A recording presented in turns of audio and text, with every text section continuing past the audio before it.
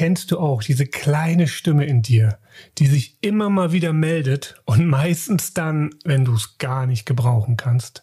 Möchtest du wissen, wie du mit dieser inneren Stimme quasi Frieden schließen kannst? Dann bleib dran, nach dem Intro geht es los.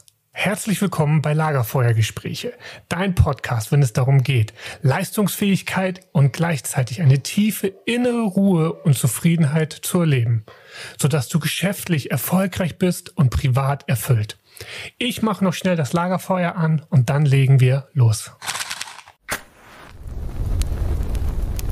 Sicher kennst du sie, die eine oder andere kleine Stimme in deinem Kopf, die dich durch ihr Dazutun begeistert, motiviert, aber auch ausbremsen kann. Das Problem daran, wenn es um Veränderung geht, versucht der Mensch, die Dinge mit Willenskraft und Disziplin zu verändern. Spricht ja auch erstmal nichts dagegen.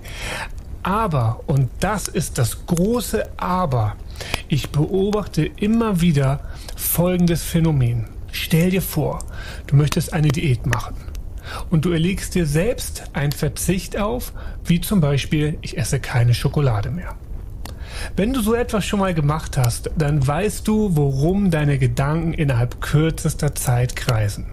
Richtig, Schokolade. Also Hand aufs Herz. Ist das dann nicht meistens auch der Punkt, der den Anfang vom Ende ausmacht? Doch warum ist das so? Stell dir deine kleine Stimme mal als kleines Männchen in deinem Kopf vor.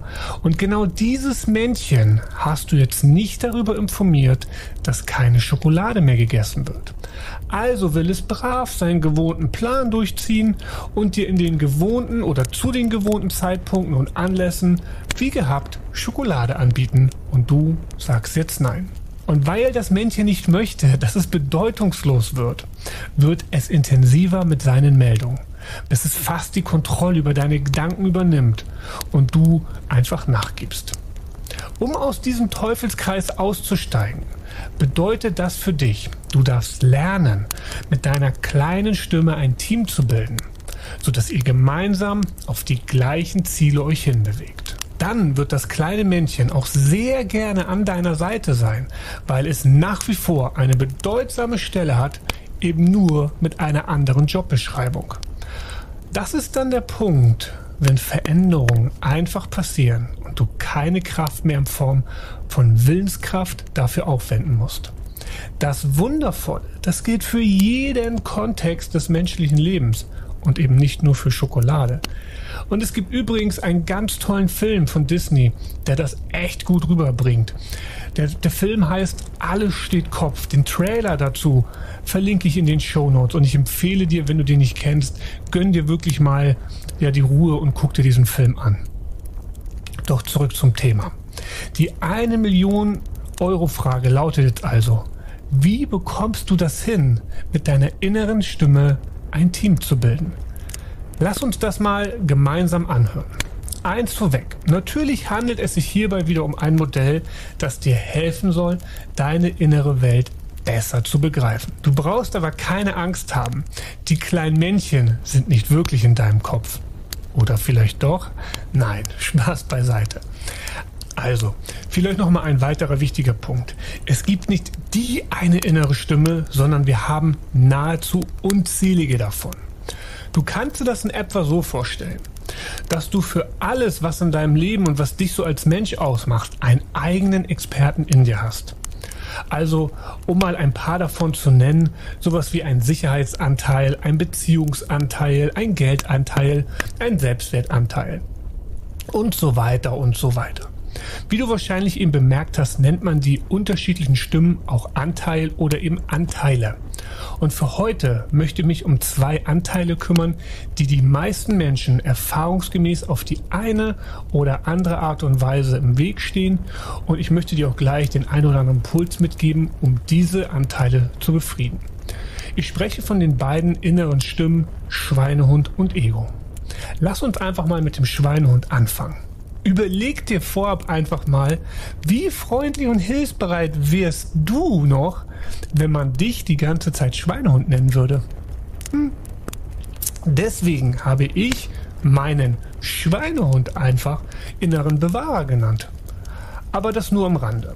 Der innere Bewahrer hat durch seinen Namen ja quasi schon seine Absicht offenbart. Er möchte alles so belassen, wie es ist. Somit ist es deine Aufgabe, den inneren Bewahrer davon zu überzeugen, beziehungsweise erstmal mit ihm zu klären, welchen Mehrwert verspricht er sich überhaupt von dem Status quo, um dann eben im Nachgang mit ihm zu klären, welche Umstände oder unter welchen Bedingungen wäre er bereit, etwas an dem Status quo zu verändern. Durch diese beiden Antworten wird es deutlich leichter fallen, auf deinen inneren Bewahrer einzugeben und somit deutlich bis gar keinen Widerstand mehr von ihm zu bekommen. Versuch es einmal selbst. Und ganz wichtig bitte, gib nicht gleich auf, wenn es nicht beim ersten Mal klappen sollte. Denke dran, es geht hier immer um beständiges Üben, um dir dein Ziel näher zu kommen. Schauen wir uns jetzt die zweite Stimme an. Dein Ego. Ich nenne das Ego auch gerne deinen größten Feind. Denn unser Ego will uns gerne vermitteln, dass wir die Größten, die Schönsten und die Stärksten sind. Und gleichzeitig kann ein unterentwickeltes Ego zu Minderwertigkeitsgefühlen kommen. Was möchte ich dir damit sagen? Lass uns bitte nochmal den Motivkompass vor Augen führen und wieder die grüne zur roten Achse quasi angucken.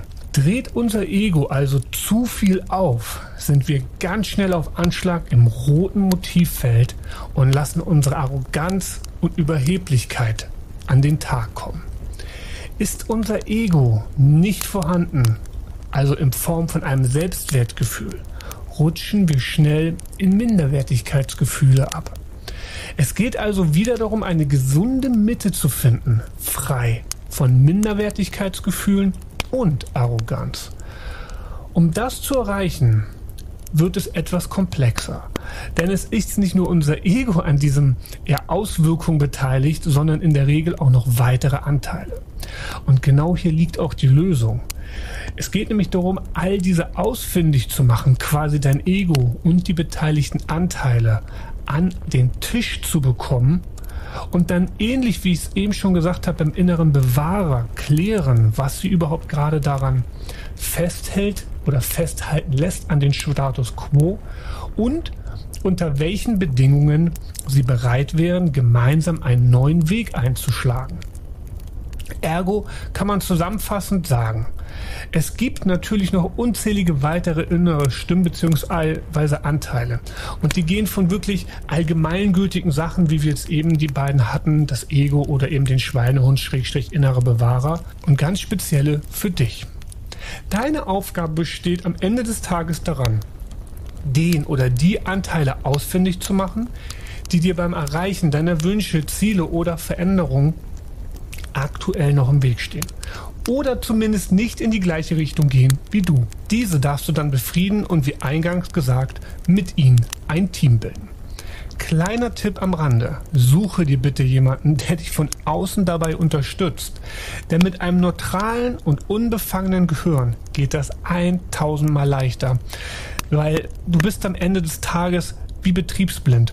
Und jemand, der von außen neutral drauf guckt, der kann dir Fragen stellen oder Dinge sehen, die du vielleicht gar nicht stellen kannst oder magst an Fragen oder eben auch auf die blinden Flecke hinweisen. Zum Abschluss möchte ich dir noch etwas mit auf den Weg geben. Ein Online-Test.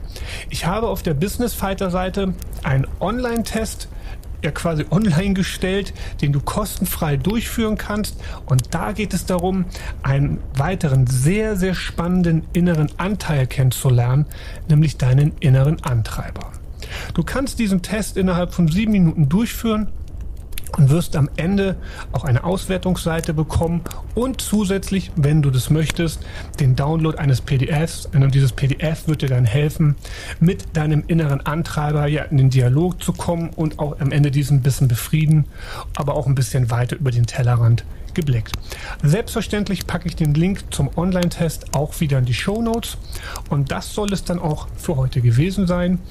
In diesem Sinne freut es mich, dass du dabei gewesen bist und dann kann ich so schon mal einen kleinen Ausblick geben. In der nächsten Episode wird es mal kein Fachwissen geben, sondern etwas ganz Spezielles, aber bis hierhin und dann hören wir uns quasi in 2 Tagen oder am 30.08. Ja, und in dem Sinne, dein Tobi. Bis dahin.